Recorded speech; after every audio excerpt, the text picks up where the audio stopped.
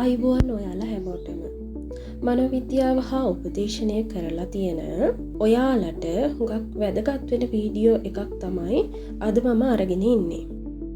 ඔයා මනෝවිද්‍යාව හා උපදේශනය ඉගෙනගෙන ආදායමක් ගන්න පුළුවන් ක්‍රමයක් හොයනවද? රජයේ ජොබ් එකක් ලැබෙනකම්ම ඉන්නේ නැතුව මේ වීඩියෝ එක අවසාන වෙනකම්ම බලන්න. මම අද කියන්න යන්නේ මනෝවිද්‍යාව හා උපදේශනය ඉගෙන ගන්න කෙනෙක්ට සල්ලි හොයන්න පුළුවන් සුපිරිම ක්‍රම කිහිපයක් ගැන. බොහෝ දෙනා මේ ගැන දැනුවත්ව නැහැ. සමහර අය දැනුවත්ව හිටියත් තව කෙනෙක්ට කියලා දෙන්නේ නැහැ. ඒක නිසා මනෝවිද්‍යාව හා උපදේශනය ඉගෙන ගන්න ඔයා ආදායමක් නැහැ කියලා, ජොබ් එකක් නැහැ කියලා, මම මේක ඉගෙන ගත්තට මට අනාගතයේදී කරන්න දෙයක් නැහැ කියලා අත්හරින්න එපා. මම මේ කියන ක්‍රම ටිකක් බලන්න. මම ක්‍රම කිහිපයක් ගැන විතරයි මේ වීඩියෝ එකෙන් කතා කරන්නේ. ඉතින් මම පළවෙනියටම කියන්නේ තමන්ගෙම කියලා පෞද්ගලික උපදේශන සේවයක් පවත්වාගෙන යන එක. මේක හුඟක් අයට කරන්න බෑ. මට සල්ලි නැහැ කියලා පැත්තකට දානවා. ඒ වුණාට ඔයාට පුළුවන් මේක කරන්න. තමන්ටම කියලා ආයතනයක් දාගන්න. මේකට ඉවසින් බැහැර ස්ථානයක් තෝරාගන්න පුළුවන්. නැත්නම් ඔන්ලයින් Zoom හරහා උපදේශන සැසි පවත්වන්න පුළුවන්. ඒත් ඔන්ලයින් කරනවට වඩා තමන්ටම කියලා ආයතනයක් දාගන්න එක වටිනවා. උපදේශන සේවාව කියන්නේ වෘත්තියක් නිසා උපදේශනය කියන සබ්ජෙක්ට් එකේ ගරුත්වය ආරක්ෂා කරගන්න ඕනි. ඒකට අපිට කවදාවත් නොමිලේ උපදේශනය කරන්න බැහැ. උපදේශනය කියන්නේ උපදෙස් දීමක් නෙවෙයිනේ. ඒක නිසා කෝල් එකක් අරගෙන කතා කරලා උපදෙස් සංග්‍රහයක් දෙන එක උපදේශනය කියන එක නෙමෙයි. උපදේශනය ඉගෙන ගත්ත අය දන්නවා ඒක. පැයකට රුපියල් 2000 සිට 5000 අතර වගේ මුදලක් ඔයා අය කරන්න ඕනි. කොහොමද ඔයා පෞද්ගලික උපදේශන සේවයක් පවත්වාගෙන යන්නේ කියලා තව වීඩියෝ එකකින් කතා කරන්න. මම දෙවෙනියට කියන්නේ ලංකාවේ රජයේ පාසල්වල වගේම ජාත්‍යන්තර පාසල්වලත් පෞද්ගලික විශ්වවිද්‍යාලවල සිසුන්ගේ මානසික ආතතිය හා ගැටලු වෙනුවෙන් දැන් වෙනමම උපදේශකවරුන් බඳවා ගන්නවා. වෙබ්සයිට් වලින් හොයාගන්න පුළුවන් මේ විදිය වේකන්සි. මම තුන්වෙනි අවස්ථාව විදිහට කියන්නේ NGO සෙක්ටර් කෙනෙක් විදිහට. ඒ කියන්නේ ළමා ආරක්ෂාව, කාන්තා සවි බල ගැන්වීම, මානසික සෞඛ්‍ය, ප්‍රජා සංවර්ධනය, පුනරුත්ථාපනය වගේ ව්‍යාපෘතිවල සයිකොලොජි කවුන්සිලින් දැනුම තියෙන අය සඳහා අවස්ථා පවතිනවා.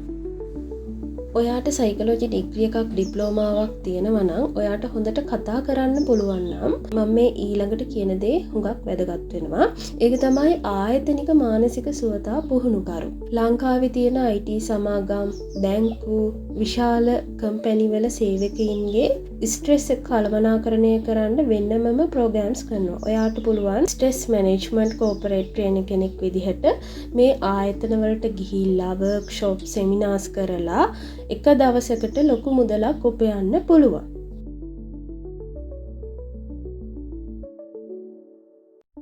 ඊළඟ ක්‍රමේ තමයි විදේශිකයින්ට මාර්ගගත උපදේශනය කිරීම.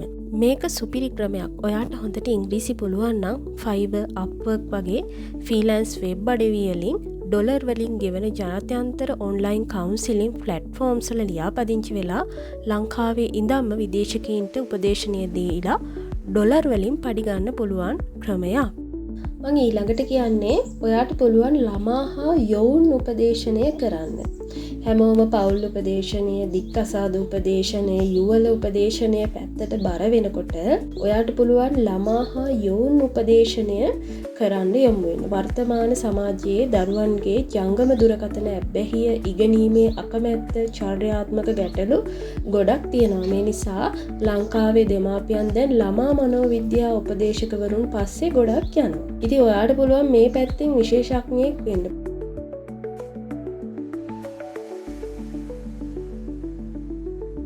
ඒ වගේම තමයි සයිකොලොජි කවුන්සිලින් කරපු කෙනෙක්ට මානව සම්පත් ශාස්ත්‍රයට යන්න. කියන්නේ HR කෙනෙක් විදිහට කම්පැනිස් වලට යන්න. මිනිසුන්ගේ හැසිරීම, මිනිස්සු සිතන විදිහ ඔයාට හොඳ අවබෝධයක් තියෙනවා. ඕනෑම පුද්ගලික ආයතනයක HR ශාස්ත්‍රයේ රැකියාවලට ඔයාට පහසුවෙන්ම යන්න පුළුවන්. සේවකින්ගේ සම්මුඛ පරීක්ෂණ හරහා තෝරා ගන්න මේ දැනුම ඔයාට ගොඩක් වටිනවා.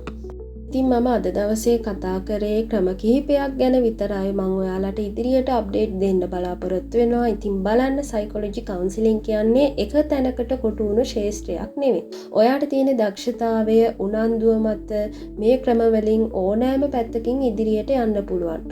ඔයා දැනටමත් මේ වගේ මොනා හරි කරනවා නම් හරි කරන්න ආසම ක්‍රමය මොකක්ද කියලා පල්ලෙහින් කමෙන්ට් එකක් දාගෙන යන්න.